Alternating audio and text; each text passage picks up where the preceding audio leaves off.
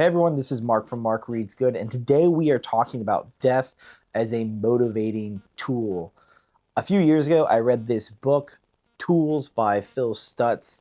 He outlines 5 tools that you can use to kind of help problem solve issues you may face in your life. One of the tools, Jeopardy, is a tool that you use to create willpower. Stutz believes that unlike motivation that sometimes comes and goes, you can create willpower using this tool, Jeopardy. And what you do is you imagine yourself dying, not in a live every day like it's your last kind of way. No, Stutz wants you to picture yourself on your deathbed. Who's in the room with you? What do you feel? What do you regret? Go through this whole mental exercise, and at the end of it, Stutz' belief is that you will see a future version of yourself screaming at the one in the present moment saying, "Don't waste life, this thing is finite." I was expecting this exercise to make me feel down, very sad. It's quite the heavy mental burden to try to picture yourself on your deathbed and how you might think, feel, and act in that moment. But what I found was it was very clarifying. It allowed me to look at problems I was avoiding, relationships maybe that I wasn't being the most attentive to, and allowed me to start course correcting in a lot of these areas. So I found it to be a very powerful tool to give me this willpower to kind of push through these issues that I was facing. And I don't know, I just thought that, this mental exercise was just based on my own imagination of what it might feel like to be on my deathbed in my death room around those I loved. And I thought it could be a lot more powerful if I could find some real world inputs to strengthen this tool, so to speak. So I started looking out for books that were the topics of people writing about their lives as they were coming to an end. And I found 3 books that I'm going to share today that allowed me to start reading firsthand what people think about when they're dying, what becomes clear when they're dying, what they say is important, and all of these things that I hadn't really thought about. Really quick though, in my search for finding literature written by people that were going through the last days of their life, I came across this book by Ernest Becker, The Denial of Death. And in this book, Becker seeks to explain why we as human beings have such a hard time with the topic of our demise. And I want to just kind of go over this book very briefly to kind of set up why I think it's so important and fundamental to think about death. Ernest Becker in The Denial of Death sets out a thesis that states that we're the only species that is aware that we're going to die, and that reality is so unbearable that our psychology has built itself around avoiding not just death itself, but even the thought of death. Becker's name for this psychological workaround is an immortality project. Essentially, anything that makes you believe that you will exist beyond your death.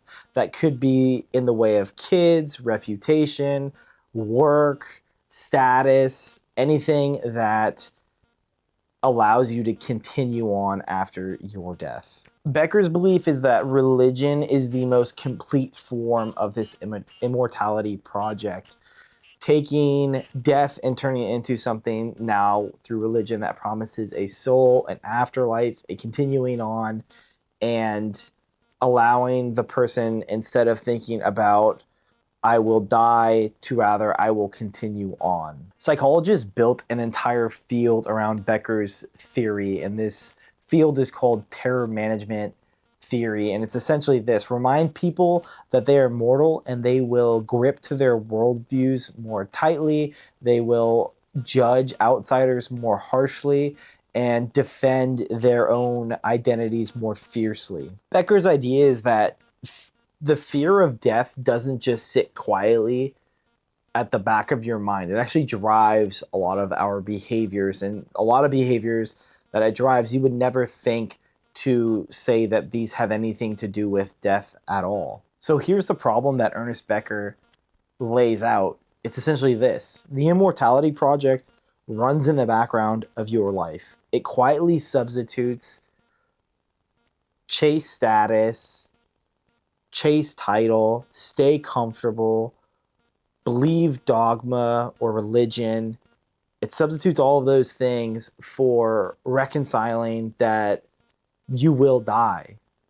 And the denial of death is this thing that allows this Immortality project to run on autopilot until something in your life forces it to stop. For the three authors, the three books that I'm going to talk about for the rest of this video, essentially their Immortality projects were interrupted, as Ernest Becker would say. They were forced to look at their life, examine it, and decide what they wanted to do with the rest of their life that they had left, and talk about what was important and what they wanted to leave behind for the rest of us. So 3 different people, 3 different diseases, all confronted by death forcibly, and they have to focus now on not the plan, not what tomorrow may hold, what someday they may be able to do. No, they all have to focus on the here and now and what they will do with that time. When Breath Becomes Air, written by Paul Kalanithi, after a decade of training and striving for an achievement that was in the future, Paul is diagnosed with stage 4 lung cancer. And almost immediately, he has to contend with the fact that he will not be around any longer. He has a pregnant wife, and the realization that he will not be here for his daughter to even remember his face forces him to not focus on achievement, but focus on what he will do with his time left.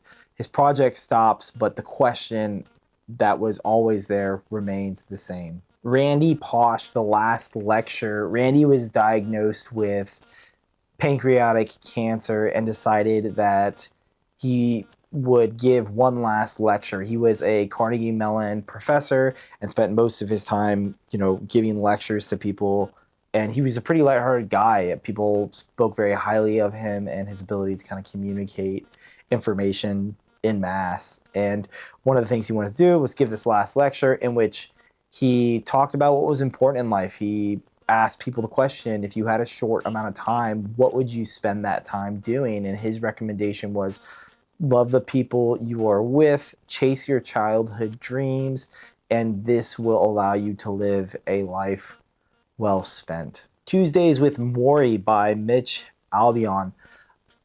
Mitch would go visit his dying professor, Morrie Schwartz. He was dying of ALS. It's a disease where your body is essentially withering away, but your mind stays fully intact. And so Mitch would have these conversations with Morrie every Tuesday, and Morrie would kind of dictate what he was learning in his last days. And one of the great sayings in this book that Morrie bestowed upon Mitch is that once you learn how to die, you will learn how to live. He's not trying to create a riddle here. Essentially what he is saying is that by learning how to die, you will learn what you need to drop in your life and what you need to actually focus on instead. You can kind of start to see a through line between all of these authors in the way they're thinking and talking. It's not necessarily about them trying to achieve anything more at this point in time, and it's definitely not about them trying to ignore the fact that they're dying. What they're trying to focus on now is what they will do with the time that they have left and how they can be the most intentional with that time. Okay, so here's how all of this connects. You have Becker, who is essentially stating the problem statement. He is saying that this Immortality project runs on autopilot so that you never have to look at it or focus on it.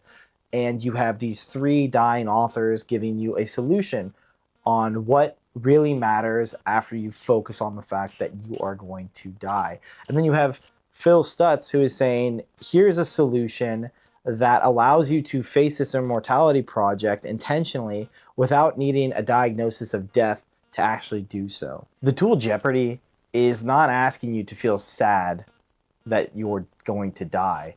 It's using the one fact that you can't argue with, that your time is finite, as leverage against the part of your brain that would keep this Immortality project running forever. willpower in Phil Stutz's model comes from urgency.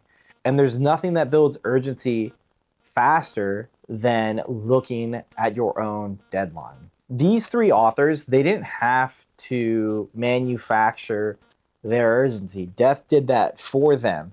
And they all report back the same thing: clarity, not despair, and the relationship to the time that they have left. And we get to borrow that sense of clarity that they provided with us. We don't have to wait until our death to come up with this idea. It's essentially that the denial of death might make you more comfortable, but confronting the fact that you're going to die, facing it, provides you more clarity, and that clarity allows you more urgency, essentially cultivating your willpower. Okay, so one last reframe here. We talk about life and death like they're opposite ends of the same spectrum, but one thing that I think is actually more helpful to do is to focus on them as kind of a packaged deal. Like, we received life and death at the same time as part of two parts of the same gift.